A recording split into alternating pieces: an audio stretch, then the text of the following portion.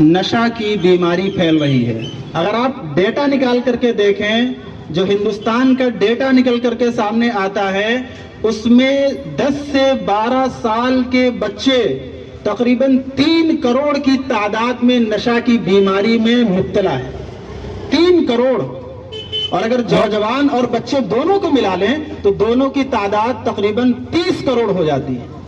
30 کروڑ لوگ، 130 کروڑ آبادی میں 30 کروڑ لوگ نشہ کی بیماری میں مبتلا ہیں۔ اور اگر آپ پوری دنیا کو سامنے رکھتے ہوئے اس کا ڈیٹا نکالیں تو 1 ارب، 8 ارب کی آبادی ہے نا، 8 ارب میں سے 1 ارب لوگ نشہ کی بیماری میں مبتلا ہیں۔ الگ الگ دلیلیں دیتے ہیں کہ اپنا غم بھلانے کے لیے نشہ کر رہے ہیں،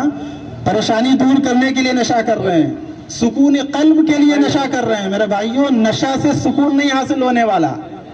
نشہ سے تو اور پریشانیاں بڑھتی ہیں۔ نشہ کے بہت سارے اتنے مفاسد ہیں، اتنی اس سے بیماریاں پیدا ہوتی ہیں کہ آپ اندازہ نہیں لگا سکتے۔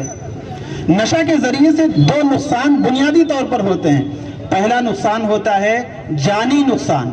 جو لوگ نشہ میں مبتلا رہتے ہیں ان کو ایک جانی نقصان ہوتا ہے، جان کا نقصان۔ یعنی جو لوگ نشہ کرتے ہیں، تمام ڈاکٹرز، تمام اطباء، تمام حکیم، تمام ماہر نفسیات اس بات پر متفق ہیں کہ نشہ جو ہے یہ سلو پوائزن ہوتا ہے،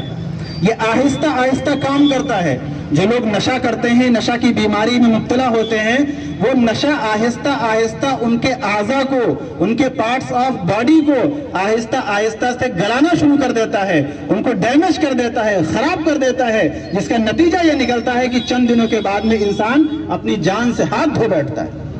آپ کے سامنے اس کی بہت ساری مثالیں موجود ہیں،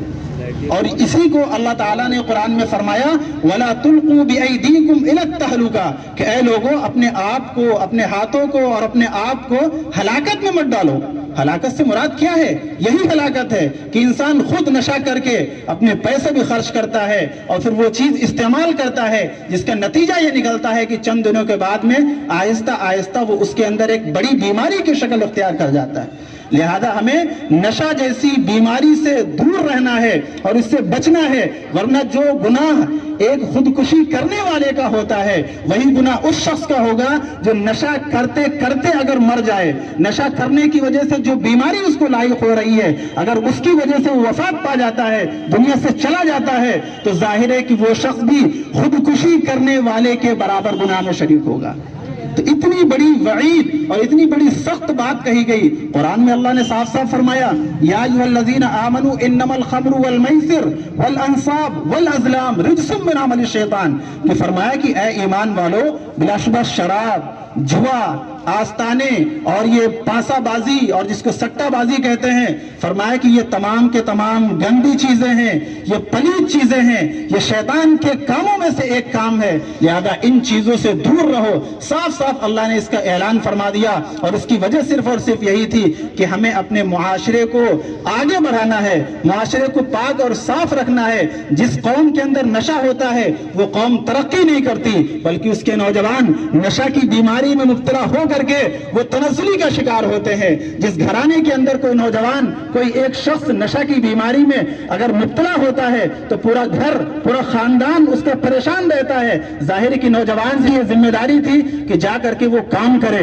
کام کر کے پیسہ کما کر کے لائے، اپنی بیوی بچوں کو پالے، لیکن جب وہ نشہ کی بیماری میں مبتلا ہوتا ہے تو ایک تو وہ کام بھی نہیں کرتا، دوسرا یہ کہ وہ اپنے نشہ کی لت کو پورا کرنے کے لیے کس حد تک چلا جائے اس کا کوئی اندازہ نہیں ہوتا۔ وہ بڑے سے بڑے کرائم کر دیتا ہے، اور یہی وجہ ہوتی ہے کہ جو آپ کو معاشرے کے اندر کرائم اور بڑے بڑے جرائم نظر آتے ہیں، اس کی اصل اور بنیاد جو ہوتی ہے وہ نشہ ہوتی ہے۔ ایک نشہ کرنے والا شخص جو معاشرے کے اندر ہوتا ہے، جو گھر میں ہوتا ہے، اس کی وجہ سے اس کی بیوی پریشان، اس کے بچے پریشان، اور اس کا نتیجہ نکلتا ہے کہ بچے ظاہر ہے کہ کاپی کرتے ہیں، اپنے سے بڑوں کو وہ بچے فالو کرتے ہیں، ان کے نقش قدم پر چلتے ہیں۔ جب کوئی بڑا گھر میں نشہ کرتا ہے تو چھوٹے بھی اس کے پیچھے پیچھے نشہ کرنا شروع کر دیتے ہیں، جس کا نتیجہ ہوتا ہے کہ وہ پورا گھرانہ نشے کی بیماری میں مبتلا ہو جاتا ہے۔ لہذا آپ حضرات یہ عہد کریں اور یہاں سے یہ پورا عزم مصمم لے کر کے جائیں کہ ہمیں اس نشہ جیسی بیماری سے اپنے ملک ہندوستان کو پاک کرنا ہے،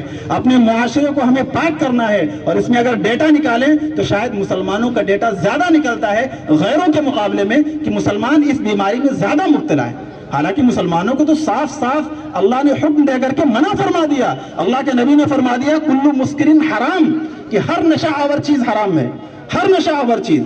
انسان پہلے اسٹارٹنگ جب کرتا ہے نا نشے کی تو وہ آہستہ آہستہ پہلے تو وہ اس کی مزہ لیتا ہے، چسکی لیتا ہے، تھوڑا نشہ کرتا ہے، مزہ آتا ہے، ابھی اختیاری ہوتا ہے۔ ایک مرحلہ وہ آتا ہے کہ انسان کا نشہ اختیار سے باہر ہو جاتا ہے، اب اختیاری نہیں رہ جاتا، اب نتیجہ کیا نکلتا ہے کہ اب وہ مجبور ہوتا ہے، اب اسے کرنا ہی ہے، اگر نہیں کرے گا تو ظاہر ہے کہ اس کی پھر دوسری بیماریاں شروع ہو جاتی ہیں، پھر وہ پریشان ہونے لگتا ہے، پھر وہ ایک دوسرے کو مارتا ہے، جو مرضی آتا وہ کرتا ہے، وہ نشہ کی بیماری اور وہ نشہ کی لت ہوتی ہے۔ بہرحال آپ کے درمیان ابھی ایک پمفلٹ تقسیم کیا گیا ہے، اس پمفلٹ کے اندر نمبرات موجود ہیں۔ آپ حضرات اگر کسی اپنے ایسے آپ کے گھر میں کوئی نشہ کرنے والا ہو، آپ کے پڑوس میں ہو، آپ کے علاقے میں ہو، آپ کا کوئی دوست ہو، آپ کا کوئی رشتہ دار ہو اور نشہ کی بیماری میں مبتلا ہے تو اس کے اندر نمبر موجود ہیں، ان نمبر پر آپ کال کریں، انشاءاللہ ان کے لیے علاج کی اور صحیح علاج کی تدابیر آپ حضرات کو بتائی جائیں گی، اور اس کے نشے کو چھڑانے کے لیے انشاءاللہ جو کوشش ہو پائے گی انشاءاللہ وہ کوشش کی جائے گی۔ اسی مقصد کی خاطر آپ حضرات کے درمیان آنا ہوا، آپ حضرات یہاں پر تشریف لائے، ہماری باتوں کو سنا، آپ حضرات کا بہت بہت شکریہ، جزاک اللہ خیرہ۔